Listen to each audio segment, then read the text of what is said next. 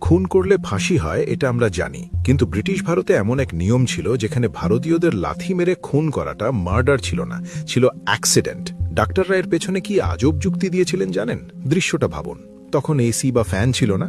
British সাহেবদের আরামে ঘুমানোর জন্য ছাদ থেকে ঝোলানো হতো বিশাল কাপড়, আর দেওয়ালের ফুটো দিয়ে দড়ি টেনে ঘরের বাইরে সারা রাত জেগে সেই পাখাটা দোলাতো এক হাড় জিরজিরে গরিব ভারতীয়। নাম ছিল পাখাওয়ালা। পেটে ভাত নেই, চোখে অসহ্য ঘুম, তবুও হাত থামানো মানা। মাঝরাতে ক্লান্ত হাতটা অজান্তেই যদি একটু থেমে যেত, সাথে সাথে ফ্যান বন্ধ।